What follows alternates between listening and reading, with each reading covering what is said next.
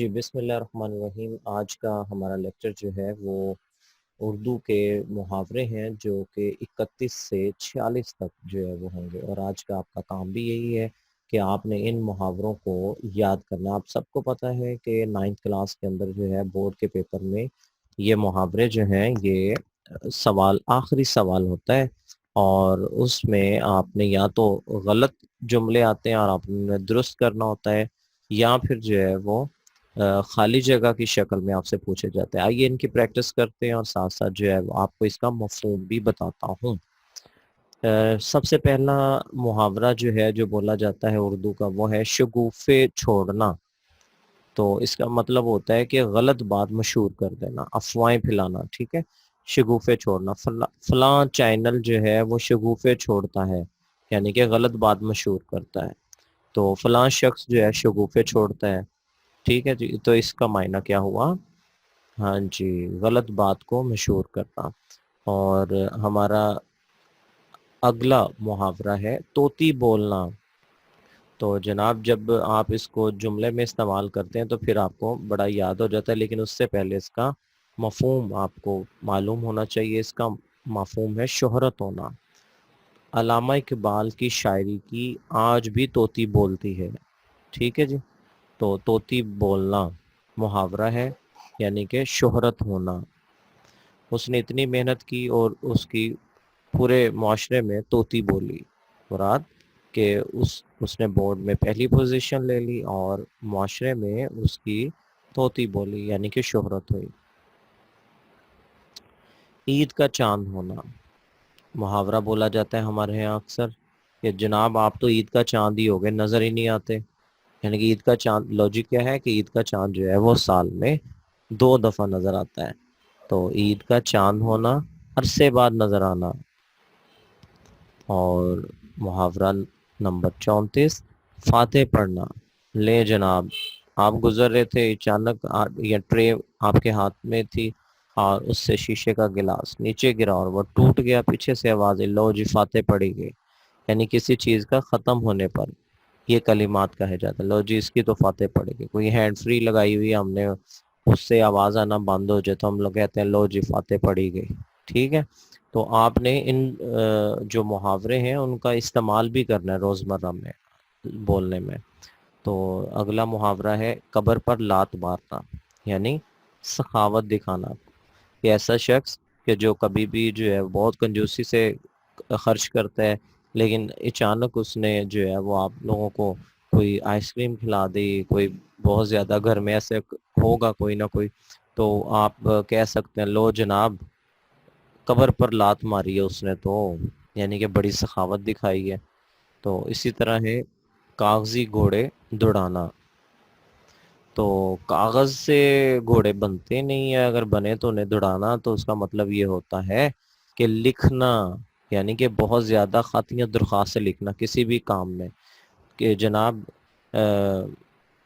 فلاں جو ہے وہ علاقے کا پانی کا مسئلہ حل نہ ہوا، انہوں نے بڑے کاغذی گھوڑے جو ہے وہ دوڑائے۔ اسی طرح اگر آپ ہم گھوڑے کی بات ہو رہی ہے تو گھوڑے بیچ کر سونا، مراد یہ کہ گہری نیند سونا، ٹھیک ہے جی۔ تو ہم کہتے ہیں نا کہ یہ جناب یہ تو اٹھا ہی نہیں ہے، اس کی کلاس تھی لیکن یہ تو گھوڑے بیچ کر سو رہا ہے، مراد یہ گہری نیند سونا۔ اور آپ کی کلاس کے بہت سے بچے جو ہے گھوڑے بیچ کر سو رہے ہیں، ٹھیک ہے، گہری نیند۔ اچانک جب 15 ستمبر کو جب اسکول کھلیں گے اور پھر ٹیسٹ ویسٹ ہوتے ہیں تو ان کی جو ہے گراف 0 پہ ہوگا، تو پھر جناب ان کی طوطی تو نہیں بولے گی، کیا خیال ہے؟ تو وہ پھر کیا کہیں گے، سر ہم بھی کبھی کبھی کلاس میں جو ہے وہ آتے تھے، تو لہو لگا کر شہیدوں میں داخل ہونا، یہ وہ کام کریں گے، ٹھیک ہے۔ تو وہ کیا کریں گے، سر ہم بھی تو آتے تھے، تو ایسا کام کر کے، کوئی چھوٹا سا کام کر کے اور بڑے کام کرنے والوں میں شامل ہو جانا۔ یعنی کجا وہ بچہ جو ہفتے میں 1 دن کلاس میں آئے یا بولے ہی نہ، اور کجا وہ بچہ جو ڈیلی آتا ہے اور پارٹیسپیٹ کرتا ہے، بولتا ہے، کویشچن آنسر کرتا ہے اور اپنا ہوم ورک بھیجتا ہے، تو اس میں ڈفرینس ہے نا۔ تو بہت سے بچے جو ہے وہ لہو لگا کر شہیدوں میں داخل ہونے کی کوشش کریں گے۔ جی جناب، تو 39 پہ ہے کہ مٹھی گرم کرنا یعنی رشوت دینا، تو بیٹا یہ بہت بری بات ہے معاشرے کے اندر، یہ ناسور ہے ہمارے ملک کے اندر۔ اگر یہی لوگ، یہی بچے ہوتے ہیں جو پڑھ رہے ہوتے ہیں، لیکن آگے چل کر جو ہے جب معاشرے کا حصہ بنتے ہیں، تو جناب آپ نے ان چیزوں سے باز رہنا ہے کہ کسی بھی شعبے میں جائیں اور دیانتداری کے ساتھ جو ہے وہ کام کریں۔ ملک کے خداداد کے اندر صرف ایک مسئلہ ہے، وہ مسئلہ ہے یہ اقربا پروری اور رشوت خوری۔ تو جب کسی بھی محکمے کے اندر رشوت خوری ہوتی ہے کہ آپ جو ہے پیسے لے کر کوئی کام کرتے ہیں، اس کا مطلب سیدھا سیدھا یہ ہوتا ہے کہ آپ کسی کا حق جو ہے وہ چھین رہے ہیں۔ تو یہاں پہ بعض اوقات جائز کام کے لیے بھی جو ہے وہ ناجائز کرنا پڑتا ہے، یعنی کہ حدیث مبارکہ مفہوم ہے کہ رشوت دینے والا اور رشوت لینے والا دونوں جہنمی ہیں۔ تو مٹھی گرم کرنے کا مطلب ہوتا ہے، اس سے بہتر ہے کہ مٹھی یوں کہہ لیں کہ گرم کرنے سے مراد یہ ہے کہ دوزخ کی آگ اکٹھی کر رہے ہیں، ہم یوں بھی اس کا معنی لے سکتے ہیں۔